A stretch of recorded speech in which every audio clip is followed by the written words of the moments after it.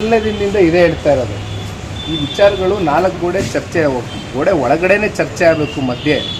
ಅಂದರೆ ಇದೆಲ್ಲ ಆದಿವಿಧಿಲಿ ಚರ್ಚೆ ಆಗಿ ಇತ್ಯರ್ಥ ಆಗ್ತಕ್ಕಂಥ ವಿಚಾರಗಳಲ್ಲ ಅಂತ ಮೊದಲನೇ ದಿನದಿಂದ ನಾನು ಇದೇ ವಿಚಾರ ಹೇಳ್ತಾ ಇರೋದು. ಒಂದು ದೇಶದ ಗೌರವಾನ್ವಿತ ಪ್ರಧಾನಮಂತ್ರಿಗಳು ಜೊತೆಯಲ್ಲಿ ಗೃಹ ಸಚಿವರು ಈ ಒಂದು ಮೈತ್ರಿ ನಾವು ಯಾವಾಗ ಲೋಕಸಭಾ ಚುನಾವಣೆಯಲ್ಲಿ ಕೈ ಜೋಡಿಸಿದ್ವು ಅಂದಿನಿಂದ ಇಂದಿನವರೆಗೂ ನಮಗೆ ಅತ್ಯಂತ ಗೌರವದಿಂದ ನೋಡ್ಕೊಂಡಿದ್ದಾರೆ. ಅದರಲ್ಲಿ ಯಾವುದೇ ಎರಡನೇ ಪ್ರಶ್ನೆ ಇಲ್ಲ.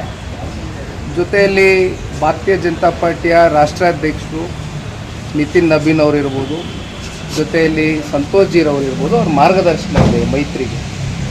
ಹಾಗಾಗಿ ನಾನು ಹೇಳ್ತಕ್ಕಂಥದ್ದು ಎಲ್ಲೂ ಕೂಡ ಮೈತ್ರಿಯಲ್ಲಿ ಅಪಸ್ವರಗಳು ಇಂಟರ್ನಲ್ಲಿ ಪಾರ್ಟಿ ಚೌಕಟ್ಟಿನಲ್ಲಿ ಕೂತು ಚರ್ಚೆ ಮಾಡಿದಾಗ ಅಪಸ್ವರಗಳು ಬರ್ಬೋದು, ಇಲ್ಲ ಅಂತ ನಾನು ಹೇಳೋದು.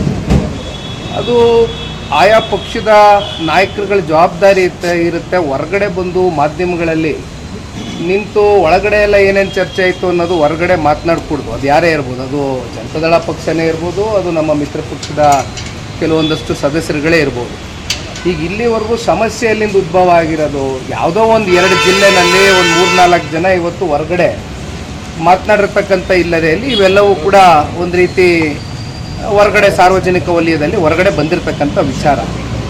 ಬಟ್ ನನ್ನ ಅಭಿಪ್ರಾಯದಲ್ಲಿ ಇದೆಲ್ಲ 4 ಗೋಡೆ ಮಧ್ಯೆನೇ ಇತ್ಯರ್ಥ ಆಗಬೇಕು. ನಾಯಕರುಗಳಿದ್ದಾರೆ, ನಮ್ಮ ವರಿಷ್ಠರಿದ್ದಾರೆ, ಕೂತ್ಕೊಂಡು ಆಮೇಲೆ it is too early, premature stage. ಈಗ ಏನೇ ಚರ್ಚೆ ಮಾಡಿದ್ರು ಕೂಡ ಇದನ್ನು ಒಂದು ತಾರ್ಕಿಕ ಹಂತಕ್ಕೆ ತಗೊಂಡು ಹೋಗ್ತಕ್ಕಂಥದ್ದಕ್ಕೆ ಈ ಸಂದರ್ಭನೇ ಅಲ್ಲ ಇದು. ಆದರೆ ಸರ್, ಈ ಫೌಂಡೇಶನ್ ಯಾಕೆ ಅಂತ, ಯಾಕಂದರೆ JDS ಮಂಡ್ಯದಂಥ ಜಿಲ್ಲೆಗಳು ಎಲ್ಲಿ ನಾನು ಈ ವಿಚಾರಕ್ಕೆ ಸಂಬಂಧಪಟ್ಟಂತೆ ಹೇಳಲೇಬೇಕು ಅಂತ ನೀವು ಒತ್ತಾಯ ಮಾಡಿದ್ರೆ 28 ಕ್ಷೇತ್ರಗಳಲ್ಲಿ JDS ಸುಮ್ಮನೆ ಒಂದು 4-5 ಕ್ಷೇತ್ರ ಉದಾಹರಣೆ ಕೊಡ್ತಿತ್ತು. ಸೌದತ್ತಿ 32,000 ಓಟ್ ತಗೊಂಡಿದ್ದೀವಿ, ಶೃಂಗೇರಿ 19,000 ಓಟ್ ತಗೊಂಡಿದ್ದೀವಿ, ತಿಪ್ಟೂರು 31,000 ಓಟ್ ತಗೊಂಡಿದ್ದೀವಿ. ಕಂಡವರು ನಾನಾ ಕ್ಷೇತ್ರಗಳು ನಾನು ಬೇಕಾದ್ರೆ ಹೊರಗಡೆ ಹಾಕ್ತೀನಿ ವಿಚಾರದಲ್ಲಿ. ಇವತ್ತು ಚರ್ಚೆ ಮಾಡ್ತಕ್ಕಂಥದ್ದು ಬೇಡ, ದಯಮಾಡಿ. ಇವತ್ತು ನಾವೊಂದು ಒಳ್ಳೆ ಉದ್ದೇಶಕ್ಕೆ ಕೈ ಜೋಡಿಸಿದ್ದೀವಿ. ಜೊತೆಯಲ್ಲಿ ಇವತ್ತು ಈ ಭ್ರಷ್ಟ ಸರ್ಕಾರವನ್ನು ಕರ್ನಾಟಕ ರಾಜ್ಯದಲ್ಲಿ ಏನು ಪ್ರತಿನಿತ್ಯ ಲೂಟಿ ಆಗ್ತಾಯಿದೆ, ಇಂಥ ಸರ್ಕಾರವನ್ನು ಹೊರಗಡೆ ಇಡಬೇಕು, ಜೊತೆಯಲ್ಲಿ ಜನರ ಹಿತಾಸಕ್ತಿ ಕಾಪಾಡಬೇಕು ಅಂತಕ್ಕಂಥ ದೃಷ್ಟಿಯಲ್ಲಿ ನಾವು ಒಟ್ಟಾಗಿದ್ದೀವಿ.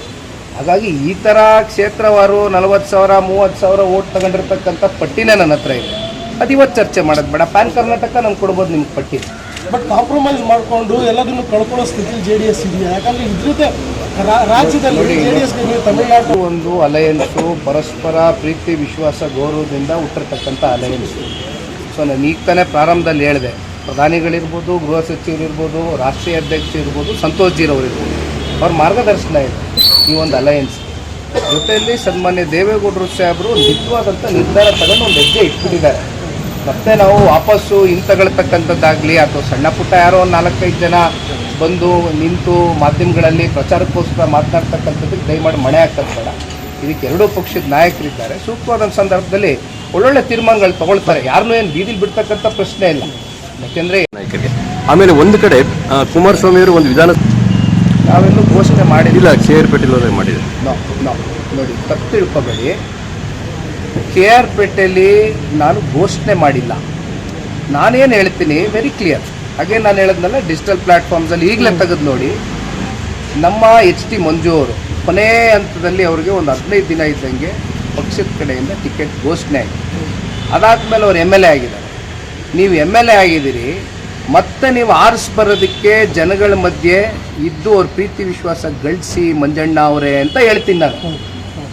ಟಿಕೆಟ್ ಘೋಷಣೆ ಮಾಡಿಲ್ಲ. ಇದನ್ನು ಮಾರನೇ ದಿನ ಅಲ್ಲಿರ್ತಕ್ಕಂಥ ನಮ್ಮ ಜಿಲ್ಲಾಧ್ಯಕ್ಷರು, ಮಂಡ್ಯ ಜಿಲ್ಲಾಧ್ಯಕ್ಷರು ಮಂಜೂರವರು ಎಲ್ಲ ಕೂತು 3-4 ನಿಮಿಷ ನಾನು ಏನು ಮಾತಾಡಿದ್ದೀನಿ, ಯಾವ ಅಂಶಗಳು ನಾನು ಅಲ್ಲಿ ಪ್ರೆಸೆಂಟ್ ಮಾಡಿದ್ದೀನಿ, ಅದನ್ನು ಯಾವ ರೀತಿ ತಿರ್ಚಿ ಮಾತನಾಡಾಗಿದೆ ಅದೆಲ್ಲವೂ ಕೂಡ ಚರ್ಚೆ ಮಾಡಿದ್ದಾರೆ. ಇದೇನು ಸುಮ್ಮನೆ ತಿರ್ಸ್ತಕ್ಕಂಥದ್ದು ಬೇಡ. ನಾನು ಘೋಷಣೆ ಮಾಡಿಲ್ಲ. ನಾನು ಯಾರಿಗೆ ಘೋಷಣೆ ಮಾಡೋಕ್ಕೆ? ಒಬ್ಬ MLA ಇದ್ದಾರೆ ಕಣ್ರಿ ಕ್ಷೇತ್ರದಲ್ಲಿ, ಉಳಿಸ್ಕೊಂಡು ಹೋಗ್ರಿ ನಿಮ್ಮ ಕ್ಷೇತ್ರನ, ಜನರ ವಿಶ್ವಾಸ ಉಳಿಸ್ಕೊಂಡು ಹೋಗ್ರಿ ಅಂತ ಹೇಳಿದ್ರಲ್ಲಿ ತಪ್ಪೇನಿದೆ ಸರ್? BJPಯಲ್ಲಿರೋ ಆತಂಕ ಅವ್ರಿಗೆ ಎಲ್ಲ ಚರ್ಚೆ ಇವತ್ತು ಬೇಡ ಸರ್. ಈಗ ZPTP ಎಲೆಕ್ಷನ್ ಟಿಕೆಟ್ ಅದು ಇನ್ನೂ ಕೂಡ 2 ಪಕ್ಷದ ಚೌಕಟ್ಟಿನಲ್ಲಿ ಚರ್ಚೆಗೆ ಬಂದಿಲ್ಲ. ಅಂದರೆ ಇದು ಯಾವುದೇ ರೀತಿ ಚರ್ಚೆಗಳು ಇನ್ನೂ ಬಂದಿಲ್ಲ. ಫಸ್ಟ್ ಆಫ್ ಆಲ್ ಜಿಲ್ಲಾ ಪಂಚಾಯತಿ ತಾಲೂಕ್ ಪಂಚಾಯತಿ ಚುನಾವಣೆಗಳು ನಡೆಯುತ್ತೋ ಇಲ್ವೋ ಇನ್ನೂ ಗೊತ್ತಿಲ್ಲ. ಯಾಕೆಂದರೆ ನೋಡಿ ನಾವು ಯಾವಾಗಲೂ ಮಾತಾಡ್ತಾ ಇರ್ತೀವಿ ಯುವಕರು ರಾಜಕಾರಣಕ್ಕೆ ಬರಬೇಕು ಅಂತ. ಎಲ್ಲಿಂದ ಬರೋಕ್ಕಾಗತ್ತೆ ಯುವಕರು? 11 ವರ್ಷಕ್ಕೆ ಒಂದ್ಸಲಿ ಆದ್ರೂ BBMP ಎಲೆಕ್ಷನ್